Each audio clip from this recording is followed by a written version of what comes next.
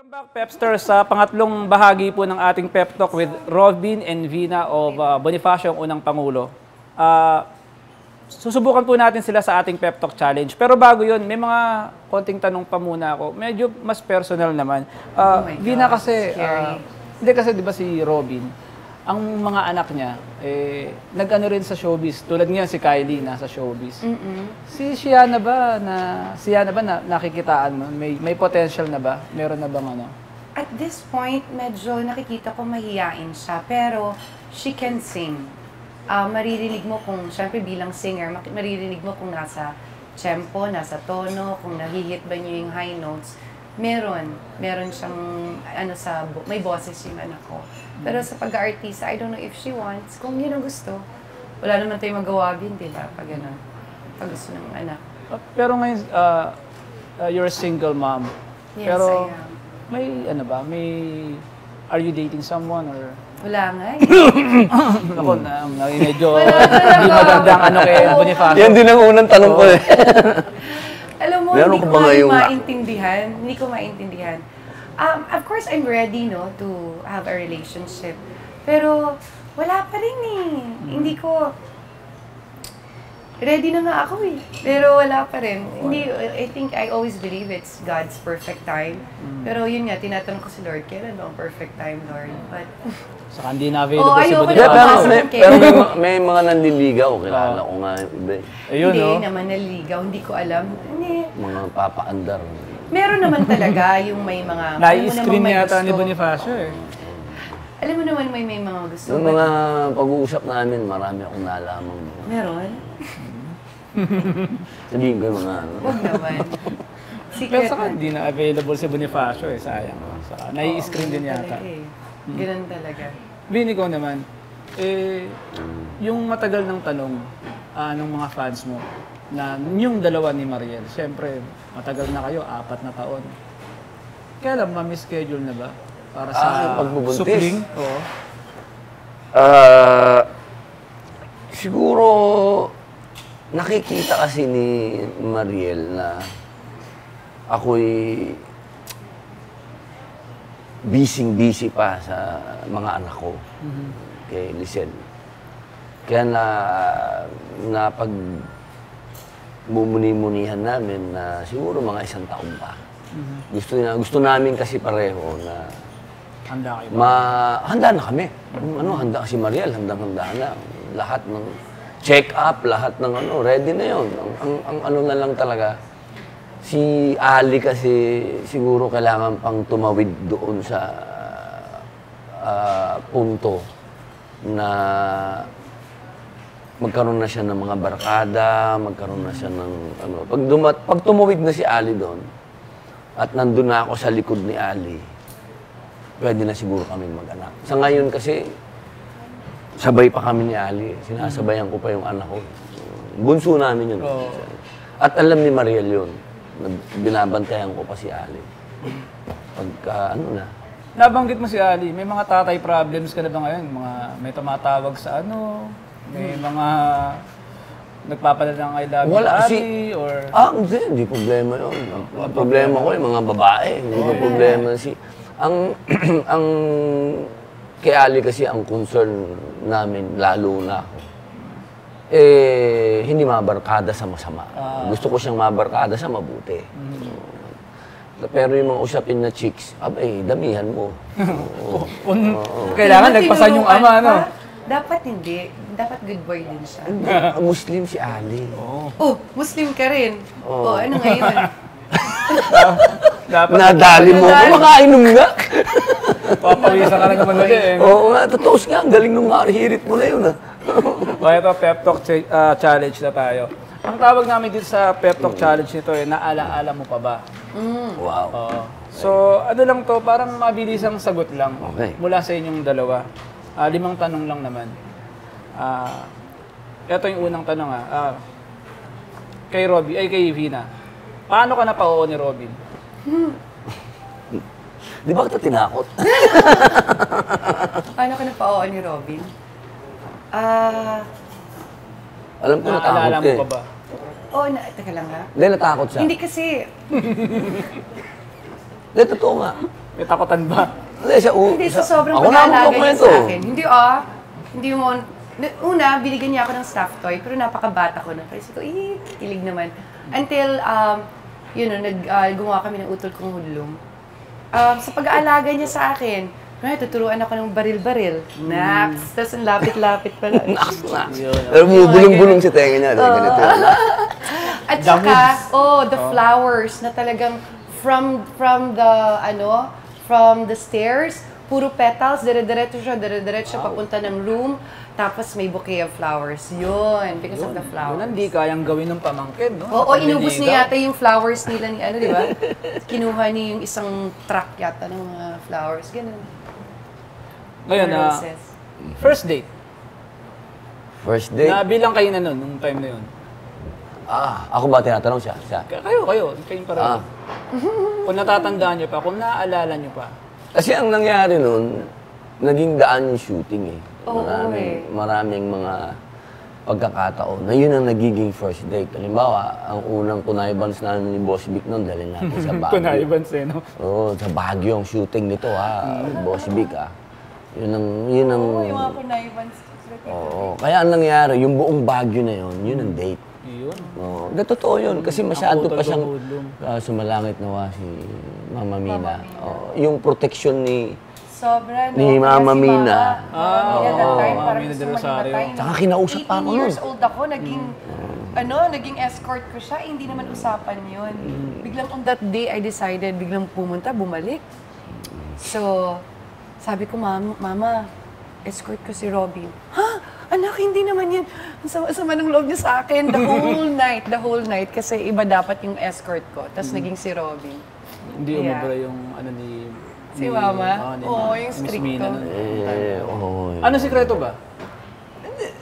Siguro, Kung paano mo nalalagpasan yung mga ganong klaseng pagbabantay na ala dyan? hindi. Talagang pag-ibig na. Nararamdaman din naman nila. Parang hindi ka kumbinsido Publicize din yun eh, di ba? Inibig mo naman Yung pagbabantay kay Inibig mo Mina naman ni ako Miss Mina nun eh. Inibig. Oo. Ano yun? Talagang... Hindi umubra. Ano yun? Alam din. Kasi yun naman may blessing naman ni Boss Vic. Yun. Medyo may connivance nga kami ni Boss Vic. Kahit na hinaharang ni Mama Mina. nung panahon Producer na yun. din yun, di ba? Oo. Siyempre, nanay ko rin yun. Hindi. Talagang matindi. Kinausap pa ako noon. Pag yan umiyak, mga ganun dating... May banta? Oo.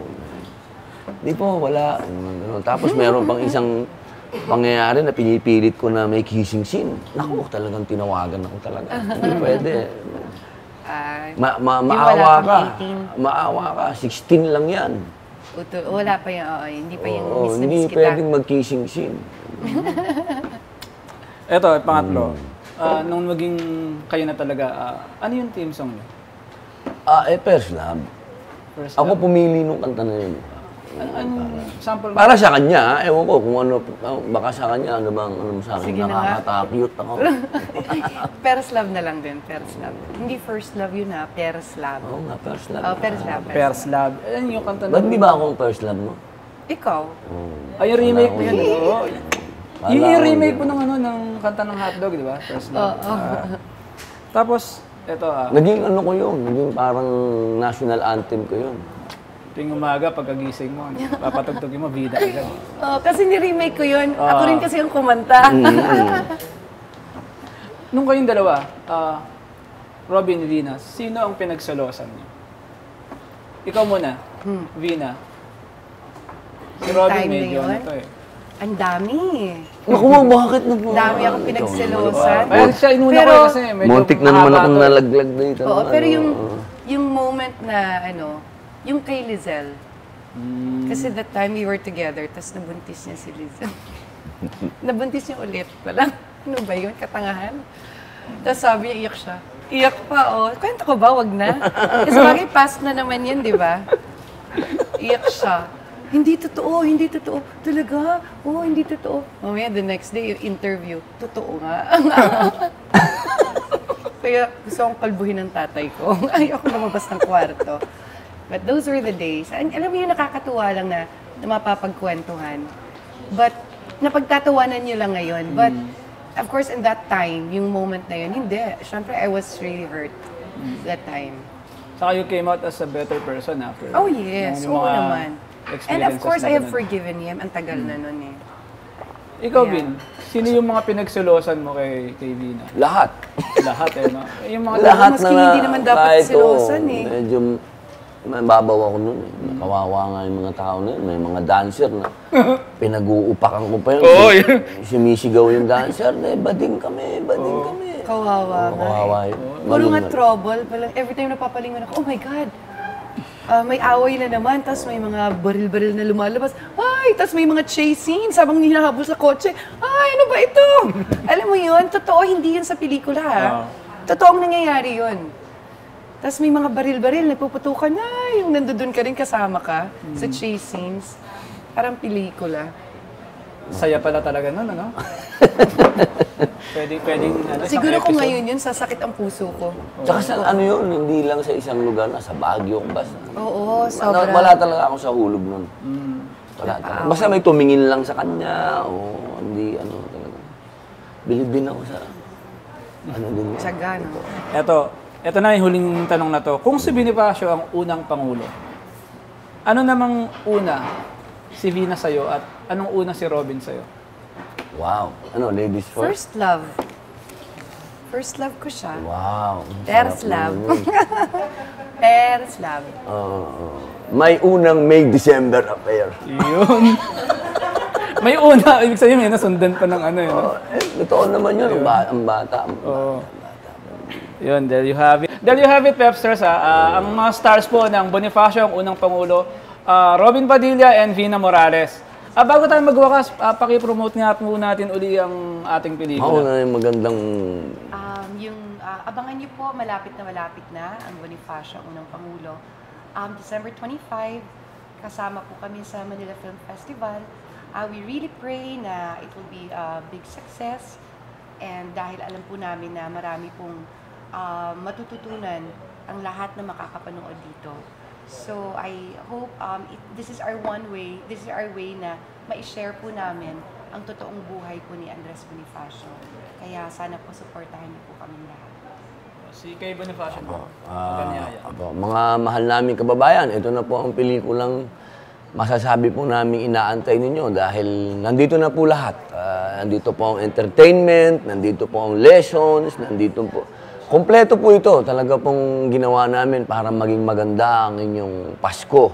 At siyempre po, lalo pang gaganda ito dahil kasama ko ang aking first love na si Vina Morales. Sana po, tangkilikin po ninyo ang aming paglalahad ng buhay ni Andres Bonifacio. Kasama po si Daniel Padilla, Jasmine Curtis Smith, Eddie Garcia, Ping Medina, Richard Kwan, at Isko Moreno.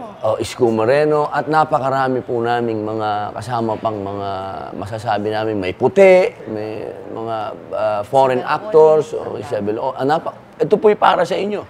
Huwag niyo pong kalimutan. Siyempre, ito po ay nasa talino ni Direk Enzo Williams. Under Philippine Pa-promote na rin Productions. natin yung ano, kung may iba pa kayong show, saka yung Instagram and Facebook or Twitter accounts niyo. Ayun, naibalik na naman niya ako sa Instagram ko. Hindi, Vina_Morales, that's my Instagram. And then, of course, I'm inviting everyone also na sana abangan. Actually, bumisita na sila sa Estilo Salon because we have a lot of promos. So, sa lahat ng branches ng Estilo Salon, you can check out our website, estilosalon.com. And also, Para po maging ganyan kayo kaganda. salamat. Walang kakupas-kupas. Naks. Lalo pang gumaganda. Umaatikabo. Yun naman pala, yun naman. Yun na yan eh. Ikaw talaga. Yun ang mga hindi nagbabago kay Robin. But anyway, yung nasaan ka nang kailangan kita, soap opera naman yun. Abangan niyo. Pero ito talaga, bakit? Oo nga, Bill. Nandito ako. Ay, nandyan. Buti nga, nandyan ka na ulit. Kaya thank you. Yung Bonifacio po, abangan niyo. Ikaw, Bill. Siyempre po, talentadong Pinoy at malapit na po ang 2.5 Daddies. At siyempre po, sa next year po, marami pa pong pelikulang makabuluhan. Abangan po ninyo. IG mo, kapatid. Robin Hood Padilla po, kung gusto niyo pong masilip kung ano po talaga ang nasa loob ng ating mga puso, loob ng ating mga utak, at higit sa lahat, kung ano po ang dapat nating puntahan. Robin Hood Padilla po. Yes. And as at 19 pala. One and a half daddies, Two and a Half Daddies po. Sitcom. Ito yung hinihintay natin, ha? Opo, kasama natin si Bibi Gandang Hari, ang aming bunsong kapatid. Opo. At si Romel Padilla po. Abangan natin yun, mga ka-Pepsters. So there you have it, mga ka-Pepsters. Salamat po sa inyong panonood. Bonifacio, ang unang Pangulo sa MMFF 2014. Mabuhay! Sa Pep Talk Challenge, yung kung ano yung mga unang na para sa buhay nila, sa kanilang dalawa, magulo yung pagkakapaliwanag to.